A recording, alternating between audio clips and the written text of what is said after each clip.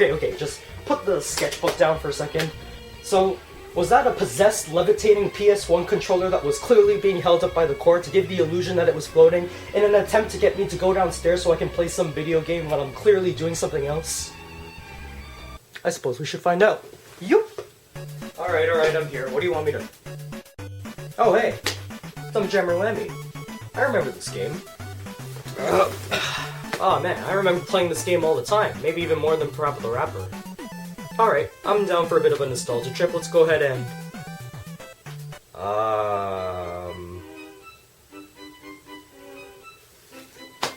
Where's the controller? Wait a minute, that makes no sense. I was led here by a controller, and now I don't even have a controller to play the game, so how am I supposed to play this? Wait. Yeah, that's right. My controller's in my mind. Leave it to Chozo!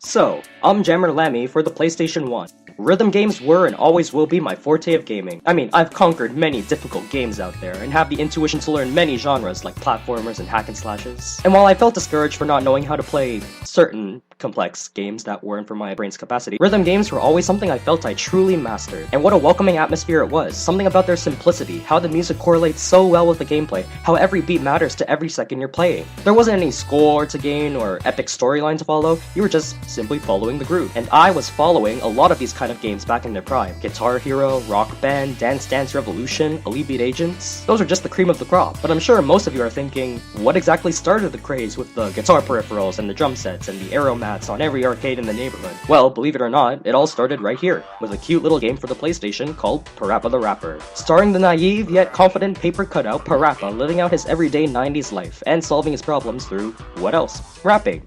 Well, more reiteration than rapping, but still fun nonetheless. This game was an instant classic. It took the approach of Simon Says and reworked it into a fully fledged game. It had a unique cartoony art style that captured any child's eye. It had silly but memorable songs that I can still quote to this day. And you know what? I honestly think it hasn't aged that well. Yeah, sorry, my rose-colored glasses are kinda taken off right now. Yes, the songs are fun to listen to, but I always felt the timing for button presses was rather strict. Sometimes it would say I kept the beat, and other times I just get it completely wrong. I think the main culprit for this problem was the track at the top. It often gave you the wrong timing for when you're supposed to hit the button, and it was really frustrating for some stages. Nowadays I can get the timing done pretty well since I know this game by heart, but really it's a flaw to the game's design that really shouldn't be there in the first place. Not to mention, it's a rather short game. I mean, damn, I can see why they made the timing so difficult, so you'd have to repeat the same stage over and over again because there's only 6 levels. 6 levels! I can count all of this game's stages on one hand. Plus one finger. To be fair, I still like this game, and I do admire how it brought the spark of popularity for music games. But nowadays, I can't help but overlook the little things it doesn't do that well. And another important factor in the way, the presence of a much better sequel. No, not a direct sequel. Ooh, definitely not that. No, we're talking about something entirely different.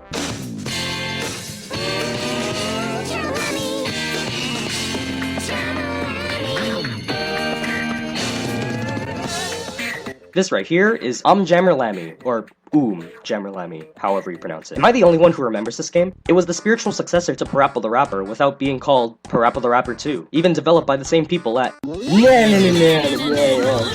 I always thought that people forgot about this game's existence, probably due to the original's legacy causing it to fade into obscurity. And not to mention how it came near the end of the PS1's lifespan in 1999, which is a real shame because it's not only what I think is a refined version of Parappa the Rapper, it's an incredibly memorable game. And why's that? Because of the asinine cutscenes. Yeah, you probably saw this coming. The PlayStation was well known for these bizarre early CGI cutscenes sprinkled throughout any kind of game, because, well, what else are you gonna put in all that CD space? More gameplay? Pshaw. And if you thought you saw just about everything in this field, you clearly haven't played this game. Let's take a look, shall we? UmJammer Lammy stars a self-conscious lamb named Lammy, probably why the game's called, UmJammer Lammy. Yeah. She's the lead guitarist of a band named Milk Can, who consists of Katy Cat from Parappa the Rapper, and Masan, this weird dynamite gopher thing. Yeah, there's a lot of characters like this. The game starts with the opening night of the band's debut, and Lammy rushes in fashionably late. I had a stomach ache, so I went to the bathroom. But there was a long line at the gas station. I told them it was an emergency, but they said, "Let's rap for it!" Nah.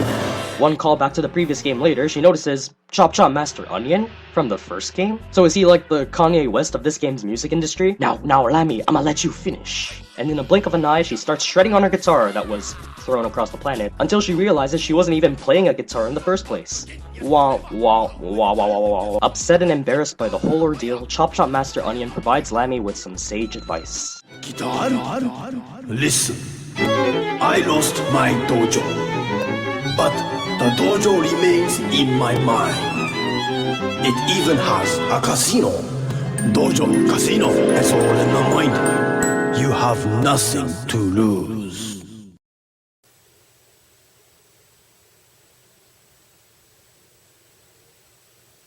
Okay.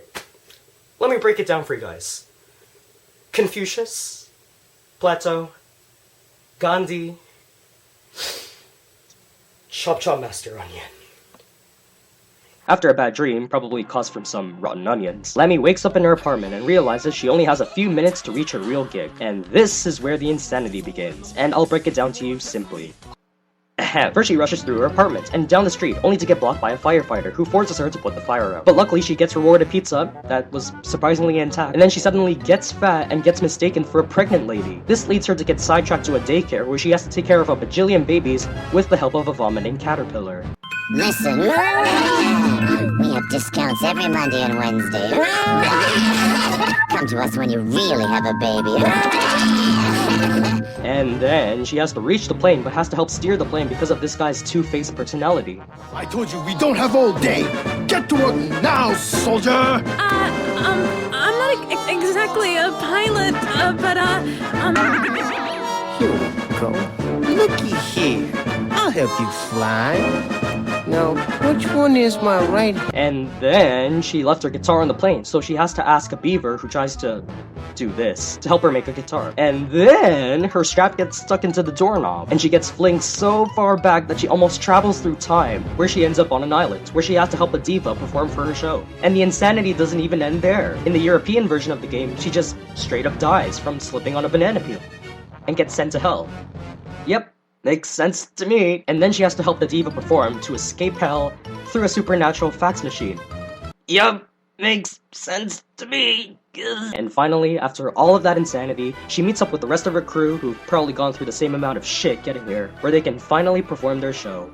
What a story. I have to admit, these cutscenes were probably my favorite part of playing through the game for the first time, just so I could see what crazy scenario I'd get to see Lammy in next. And I still enjoy them to this day. It's a very crazy plot, but similar to Parappa solving his own life problems through rapping, Lammy goes through a sort of character arc and learns to have more confidence in herself through imagining a guitar in her mind, even if she's unaware she's strumming a baby's face. While it does have a similar structure to Parappa's episodic story, I find Lammy's to be more entertaining. The presentation's more exciting, and in general, it's a very fast-moving plot that gets you going. It really gives you that euphoric feeling you felt when you were a kid. Not that I'd say it's an amazing story by any means, but for something targeted to child audiences, I'd say that it's splendid cartoon fun. So now that we know about this game's batshit storyline, let's get to the gameplay. UmJammer Lammy follows the same Simon Says formula that Parappa the Rapper started, only now the system has been tweaked to what I think is perfection. For starters, you can now see multiple tracks at once, in order to prepare yourself for the next verse. You're given color-coded tracks, and a convenient vibration to remind you when you're just about to go next. And the timing problems I had with the original are almost non-existent. Now when the cursor moves right on the button is when the right timing occurs, and it doesn't throw you off in any way, which is how it should have been. Not to mention, the difficulty has been amped up in the correct way, with longer and more complicated verses to complete.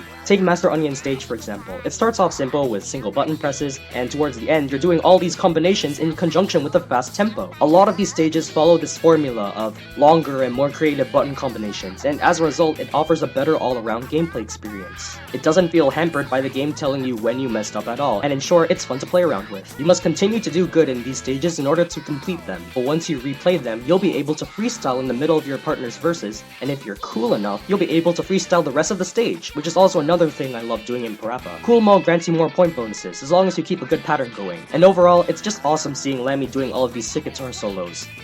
In space! Do I even need to mention the music? Much like Parappa the Rapper, UmJammer Lammy has an assortment of silly lyrics and melodies that'll get etched right into your brain, and I love every second of these tracks. I found most of Parappa's songs to be somewhat campy, but adorable nonetheless. But I found UmJammer Lammy's approach to just rocking out much more satisfying to listen to. Doubly so when you obtain the guitar accessories once you beat the story mode, which gives your guitar noises some effects, like reverb, wah-wah, and the works. To put it simply, I adore Parappa's raps, but Lammy's kick-ass guitar playing skills, well, kick-ass. And speaking of Parappa, once you beat the main story, you're given a new campaign to play the stages with Parappa himself. He basically replaces Lammy in the regular stages, but also features new lyrics, button combinations, and cutscenes, which is pretty unique. It's a fun extra mode, especially if you love playing the original Parappa the Rapper. But I can't help but notice how compressed Parappa's voice sounds, and in most cases he doesn't even sound like he's trying. I miss my train. You miss your train? Yeah! I miss my brain. May I help you? But overall, UmJammer Lammy is quirky, zany, and whatever sort of word you want to describe this game's plot. But at the same time, I think it's a great rhythm game that improves almost every aspect of its predecessor. Between Parappa the Rapper and UmJammer Lammy, Parappa has 6 stages while UmJammer Lammy has 7, which means that UmJammer Lammy has at least 1 stage more. But because of the extra Parappa campaign, on top of a fun multiplayer and co-op mode added in, UmJammer Lammy definitely has more content, and with the improvements added to the gameplay on top of a balanced difficulty, I find myself replaying this game a lot. Don't get me wrong, I still really like Parappa the Rapper. As an early rhythm game, it introduced a wonderfully cartoony presentation that caught the eye of the world of gaming. It has plenty of catchy songs that I kind of sing in the shower, and once you get past the timing issues, it's a very enjoyable ride. But UmJammer Lammy, because of the insane amount of fun I had watching the cutscenes, playing with the reworked gameplay, the level of content, and the guitar effects, I always found it to be the superior game. But I won't deny, Parappa definitely got more attention in the spotlight, including a direct sequel, an anime show where he doesn't rap, what? And even being featured on PlayStation All-Stars. But for me, I'd always stick with UmJammer Lammy. A fresh take on the original Parappa and a very fun rhythm game that no PlayStation owner or rhythm game fan should overlook. Regardless of what I think of one game over the other, both of these games proved how music and button taps could mesh together exceptionally well and can learn to make sweet harmony. And this image still stays strong to this day. I mean, I don't really play music games as much as I did before, but I'll always have these 2 games to dig into once in a while and enjoy. Huh. I had the controller with me all along. God damn it.